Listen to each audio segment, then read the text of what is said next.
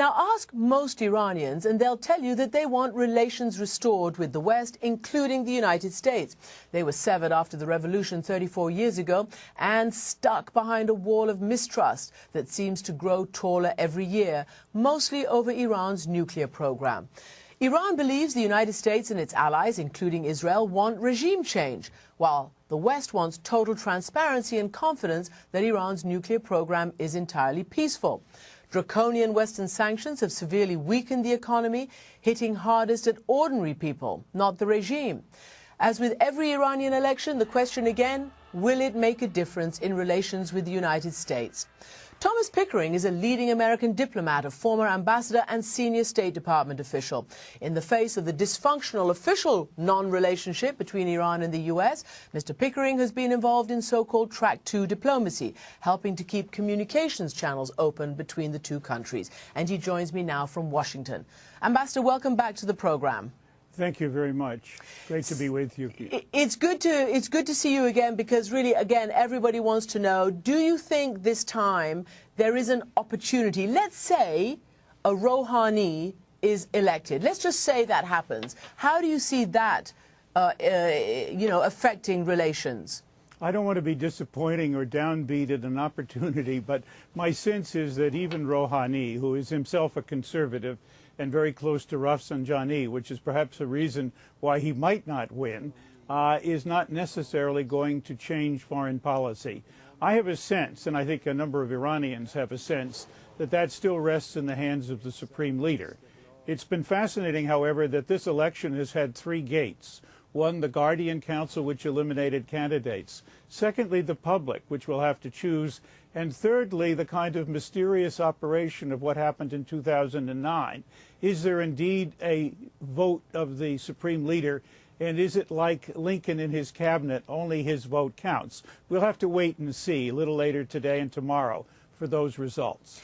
So, given all of that, and given the very stage-managed nature of this particular election, perhaps more than many in recent years, what do you think the future will be? Let's just take the nuclear negotiations. And as I said, there's been such a huge wall of mistrust.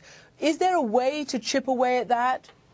I think there is, and I think that the nuclear negotiations have seemingly continued despite the fact that there have been interruptions. And in the past, as you know, they kind of broke for a year and then came back for a day and then broke for a year.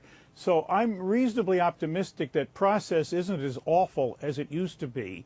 And there is on the table a Western proposal seemingly to get at the 20% enriched material, but on the Iranian side, also seemingly not sufficient sanctions relief enough for them. They seem to want it all for a partial step. So can those gaps be bridged? I don't know.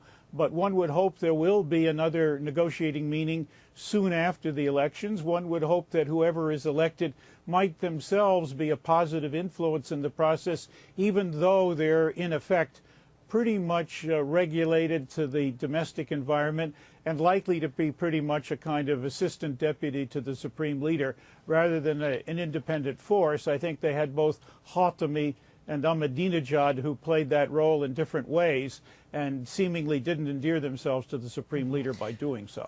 So I want to cast your mind back to a session you had here in New York with Iran's current ambassador to the United Nations, Ambassador Mohammad Khazai.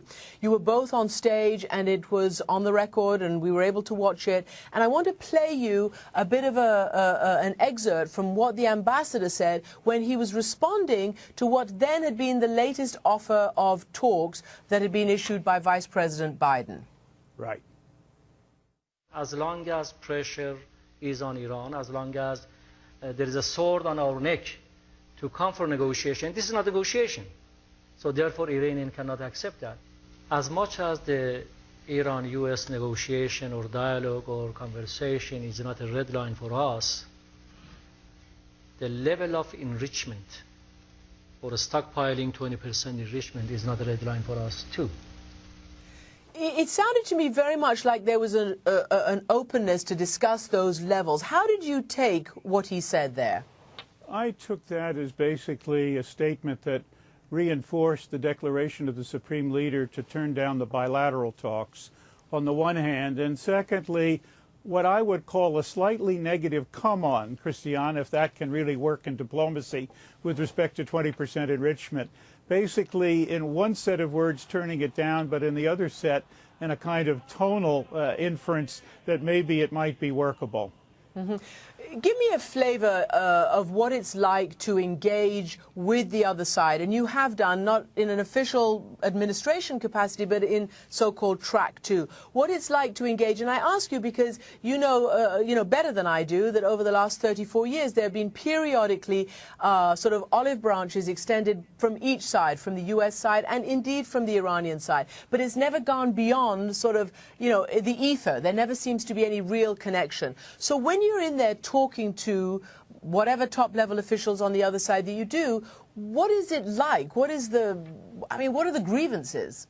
I make 2 points to you, Christiane.